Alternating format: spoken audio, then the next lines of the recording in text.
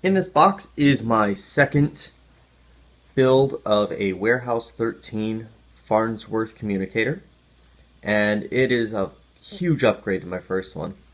So I'm just going to open this up here real quick, and it looks much like the first from the outside. Side jacks there.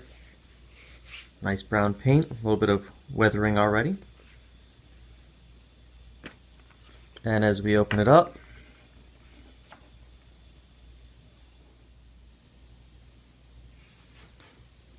so here we have it. On my first build, I decided to go with a more gray, silvery screen, but I have to say the black one really ended up growing on me, and I really like how that looks. So I went with the black, much the way the official one from QMX has. I have a much more accurate faceplate here. My other one it had several issues, but this one is 100% perfect. And I really prefer the way I did the tarnishing on this one as well. It looks very screen accurate. Before I just used ammonia fumes, but this time I actually used a bit of a solution made for tarnishing brass. So that works out. My electronics work exactly the same as the first.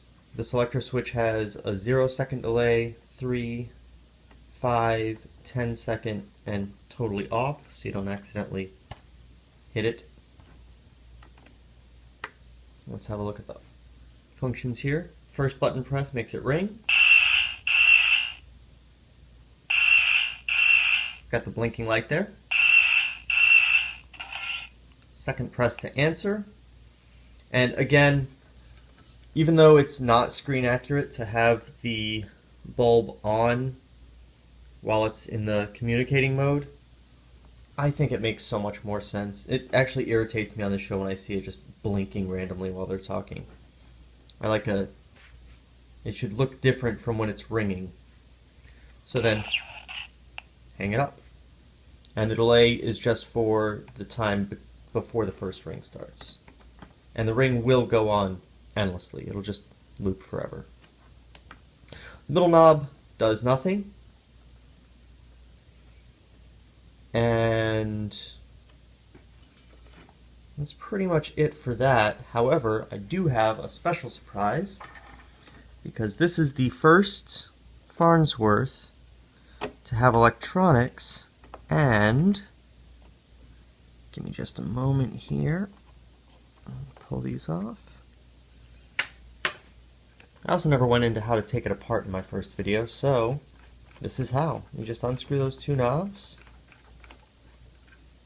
take that off, and we just tilt it, get that washer off, and we'll just take this and lift gently. I have magnets under here holding it, so I'm going to lift it from there, and so there's the back. And here, to the best of my knowledge, no one has yet created a Farnsworth with custom insides like this that also functions.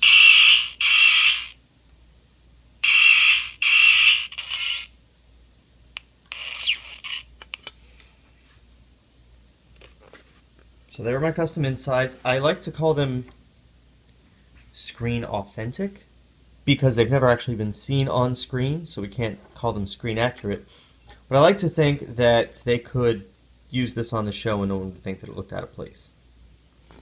Now the screen is held on with magnets as well, and it gets less screen authentic when you pry this up because the electronics that make it work are in no way vintagey. So we've got a couple of AAA batteries and a sound module from Electronics 123. It's the USB 5M if you're interested, and it's less than $20, so it's not bad at all. And a lot of these internal components, the just for looks ones, are actually from a 1940s Farnsworth radio, which I thought was a nice little touch, if I do say so myself. And that's basically it. So, hope you like it.